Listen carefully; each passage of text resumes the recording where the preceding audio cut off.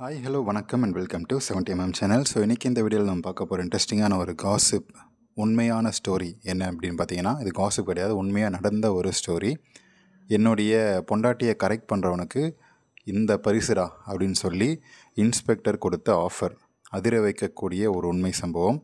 கன்னியாகுமரி இந்தியாவுடைய தென்முனையில் அமைந்த ஒரு அழகான நகரம். கடல் அலைகள், இனிமையான ஒளி, குமரி அம்மன் கோயில் அப்படின்னு சொல்லி ஆன்மீக பரவசமும் திருவள்ளுவர் சிலையும் பெருமையும் இருக்கக்கூடிய ஒரு சுற்றுலாத்தலம் கன்னியாகுமரி. நிறைய பேர் வரக்கூடிய முக்கடல் சங்கமிக்கும் இடம். அந்த மாதிரியான ஒரு அழகான இடத்துல தான் இந்த வேலை நடந்திருக்கு.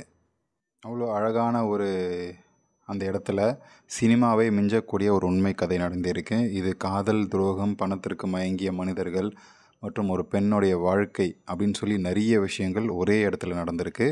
அது என்னன்றதை பார்ப்போம். இதில் வர இந்த பெண்ணுடைய பெயர் ஃபரீனா. இது உண்மையான பெயர் தான், புனை கதையெல்லாம் கிடையாது. கன்னியாகுமரியைச் சேர்ந்த ஃபரீனா அப்படின்ற ஒரு இளம்பெண் தன்னுடைய காலேஜ் நண்பரானவன் ஆஷிஷ் அப்படின்றவரை காதலிக்கிறாரு. 2005ஆம் ஆண்டு 2 வீட்டாருடைய எதிர்ப்பை மீறி அவங்க கல்யாணம் பண்ணிக்கிறாங்க. எக்கேரோ கெட்டு போங்க அப்படின்னு சொல்லி அவங்களுடைய பேரண்ட்ஸ், உறவினர்கள் தனி தெளித்து விட்டுட்டாங்க. ஸோ ஃபரீனாவும் ஆஷிஷும் சந்தோஷமாக 7 வருஷம் ஒன்றா வாழ்ந்தாங்க. 2011 அந்த வருஷம் வெளிநாட்டில் வேலை பார்த்துட்டு வந்த ஆஷிஷ் அந்த வாகன விபத்தில் இறந்து போகிறாரு. ஸோ இந்த துயரமான சம்பவம் ஃபரீனாவுடைய வாழ்க்கையை புரட்டி போடுது. தனிமையில் இருக்கிறாரு, பேரண்ட்ஸும் கிடையாது, பெற்றோருடைய ஆதரவும் இல்லாமல் அவர் கன்னியாகுமரியில் ஒரு வாடகை வீட்டில் தனியாக இருந்துட்டு வராரு. தனிமையில் தவித்த ஃபரீனாவுக்கு ஆறுதலாக வந்தார் ஒருத்தர். ஸோ தனிமையில்னா எந்த மாதிரி, லோன்லினஸ்ன்றது வேறு, அந்த உடல் தேவையான தனிமை அப்படின்றது வேறு. யார்கிட்ட போகிறதுன்றதும் தெரியல, அந்த தேவையும் அதிகமாகிடுச்சு ஃபரீனாவுக்கு. ஸோ 7 வருஷம் நல்லா செஞ்சுட்டு அந்த உடல் உறவுக்கான தேவை அதிகமானதால் ஃபரீனாவுக்கு என்ன பண்ணுறதுன்னு தெரியல. அவருக்கு ஆதரவாக ஒருத்தர் வராரு. அவருடைய வீட்டு அருகே வசித்து வந்த சப் இன்ஸ்பெக்டர் அசோக் அப்படின்ற ஒருத்தர். ஸோ அவருடைய அன்பும் அக்கறையும் ஃபரீனாவுக்கு ரொம்பவே பிடிச்சிருந்துச்சி. ஸோ 2 பேருமே தனிமையில் ரொம்ப நேரம் டைம் ஸ்பெண்ட் பண்ணுறாங்க. இப்படியே நாட்கள் போகுது. 2 பேரும் கல்யாணம் பண்ணிக்கிற சூழல் வருது. கல்யாணம் பண்ணிக்கிறாங்க. ஆனால் இந்த கல்யாணம் ஃபரீனாவுக்கு இன்னொரு சோதனையாக தான் அமைஞ்சிருக்குன்னு சொல்கிறாங்க. அசோக் ஒரு விபத்தின் காரணமாக உடலுறவு கொள்ள முடியாத நிலைக்கு தள்ளப்படுறாரு கல்யாணத்துக்கு அப்புறம். ஸோ இதனால் ஃபரீனாவுக்கு ஏமாற்றமும் மன உளைச்சலும். ஸோ செய்யலாம் அப்படின்னு பார்த்து கல்யாணம் பண்ணால் இவனுக்கு கிளி செத்து போச்சு அப்படின்னு சொல்லி ரொம்பவே மன கஷ்டத்தில் இருக்காரு. அந்த நேரத்தில் அசோக்கோடைய நண்பர் மற்றொரு எஸ்ஐ ஜெயவேல் அப்படின்றவர் ஃபரீனாவோட நட்பாக பழக ஆரம்பிக்கிறாரு. வீட்டுக்கு வராரு. 2 பேருமே ரொம்ப க்ளோஸ் ஆகிறாங்க. ஸோ அசோக்கால் பண்ண முடியாத ஜெயவேலு ரொம்ப சூப்பராக பண்ணி திருப்தியாக என்ஜாய் பண்ண வைக்கிறாரு ஃபரீனாவை. ஸோ ஃபரீனாவுக்கு ரொம்ப பிடிச்சிருக்கு அவர் கூட பண்ணுறது, அதாவது ஜெயவேலு கூட பண்ணுறது.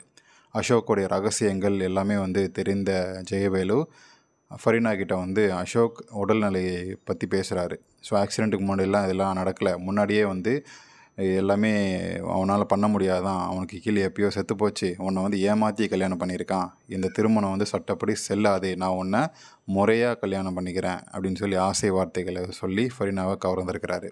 ஸோ அதே நேரம் நல்லா படுக்கையறையில் திருப்திப்படுத்தினதால் ஃபரீனாவுக்கும் ஒரு அதாவது ஓகே, ஜெயவேலு பெருசாக நம்ம பிடிச்சி கல்யாணம் பண்ணல, ஆதரவுக்காக தான் பண்ணோம், அதனால் இவங்ககிட்டே போயிடலாம் அப்படின்னு சொல்லி, அதாவது அசோக்கை ஜெயவேலுக்கிட்டே போயிடலாம் அப்படின்றதால ஒரு முடிவு எடுக்கிறாங்க ஃபரீனா. ஸோ ஃபரீனாவுடைய அழகில் மயங்கிய ஜெயவேலு அவர் கல்யாணம் செஞ்ச மதமும் மாறிட்டாப்புல. இதனால் ஜெயவேலு மீதான நம்பிக்கை அதிகமாகிடுச்சு ஃபரீனாவுக்கு. முஸ்லீம் மதத்துக்கு மாறிட்டாப்புல. ஸோ அவரை 3ஆவது கணவராக திருமணம் செய்கிறாங்க ஃபரீனா. ஸோ ஆனால் கல்யாணத்துக்கு அப்புறம் ஜெயவேலுவோடைய உண்மையான முகம் வெளிப்பட்டுச்சு. ஜெயவேலு ஏற்கனவே தன்னுடைய கல்யாணமாகி அத்தை மகளை கல்யாணம் பண்ணி 2 குழந்தைங்களோட வாழ்ந்துட்டு வராப்புல.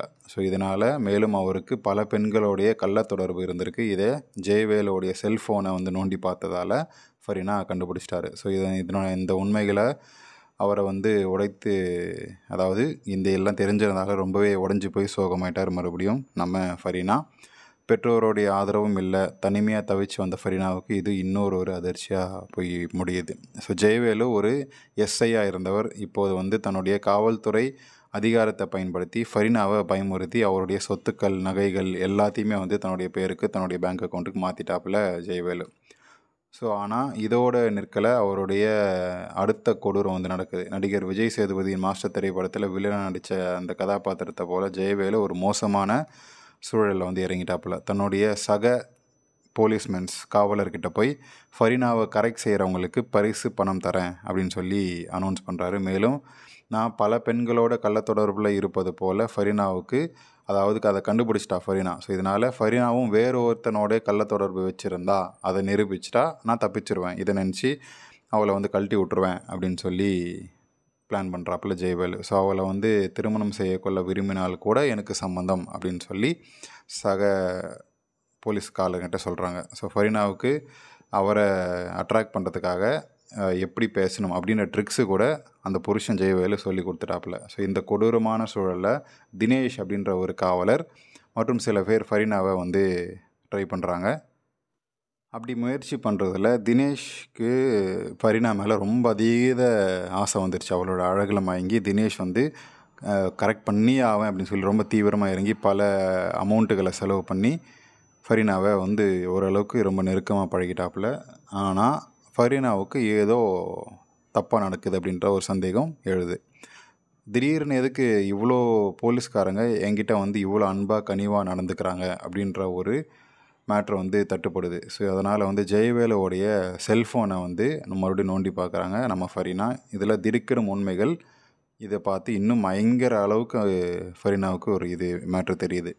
ஸோ என்ன செய்வது அப்படின்னு தெரியாமல் உடைந்து போன ஃபரீனா ரொம்பவே அழுது காவல் நிலையத்துக்கு போகிறாங்க. போலீஸ் ஸ்டேஷன் போய் ஒரு புகாரை வந்து கொடுக்குறாங்க. போலீஸ் ஸ்டேஷன் வாசலில் நின்று அந்த ப்ரெஸ் மீட் எல்லாமே வைக்கிறாங்க. தன்னுடைய வேதனையை வந்து பகிர்ந்துக்கிறாரு நம்ம ஃபரீனா. பேரண்ட்ஸோடைய அன்பும் அந்த இதுவும் வழிகாட்டுதலும் இல்லாமல் இப்போது பண தேவையும் பொருளாதார தேவையும் ரொம்ப கஷ்டப்படுற ஃபரீனா தனிமையில் தவிச்சார். ஜெயவேலுடைய இந்த பயங்கரமான செயல் சினிமாவை மிஞ்சும் திருப்பங்களோட கன்னியாகுமரியில் ஒரு பெரும் பரபரப்பை ஏற்படுத்தியிருக்கு. இந்த சம்பவம் பணத்திற்கும் விசுவாசத்திற்கும் இடையே உள்ள ஒரு வித்தியாசத்தை நமக்கு சொல்லுது இல்லையா? அந்த மாஸ்டர் படத்தில் அதே மேட்ரு தான். அந்த வில்லன் கூட வந்து 10 பேர் இருப்பாங்க. பணத்துக்காக நான் இதெல்லாம் பண்ண மாட்டேன்னு சொல்லுவாங்க. ஆனால் லட்சக்கணக்கில் கோடிக்கணக்கில் பணத்தை இறக்குன உடனே கூட இருக்கிறவங்களே போட்டு தள்ளுறவங்க. ஸோ அந்த மாதிரியான ஒரு மேட்டர் தான் நடந்திருக்கு. ஸோ இந்த ஃபரீனாவுடைய கதையில் நீங்கள் என்ன நினைக்கிறீங்க? உங்களுக்கு புரிஞ்ச மேட்ரு என்ன அப்படின்றதையும் கமெண்ட் செக்ஷனில் மென்ஷன் பண்ணுங்கள். எனக்கு தெரிகிற விஷயம்னா இந்த கதையில் நம்பிக்கையை தவறாக பயன்படுத்தினால் ஏற்படக்கூடிய விளைவுகள் ரொம்ப பயங்கரமாக இருக்கும் அப்படின்றது நல்லாவே தெரியுது. இது போன்ற சம்பவங்கள் மறுபடியும் நடக்காமல் இருக்க நம்ம ஒருத்தருடைய உணர்வுகளை மதிக்கணும். ப்ளஸ் வந்து யாரை நம்பணும் யாரை நம்பக்கூடாது, எந்த அளவுக்கு இறங்கி நம்பிக்கை வைக்கணும், அதாவது வாழ்க்கையை பொறுத்த வரைக்கும் எந்த அளவுக்கு நம்பிக்கை இருக்கணும், எப்படி எந்தெந்த விஷயத்தில் கட் பண்ணணும் அப்படின்றது தெரிஞ்சுக்கணும் அப்படின்றது தெரிய வருது. காதல் திருமணம் போன்ற எல்லா விஷயத்துலையுமே வந்து தெளிவாக டிசிஷன் எடுக்கலைன்னா ஃபரீனா மாதிரியான கதைகள் தான் நிறைய இடத்துல நடக்கும்.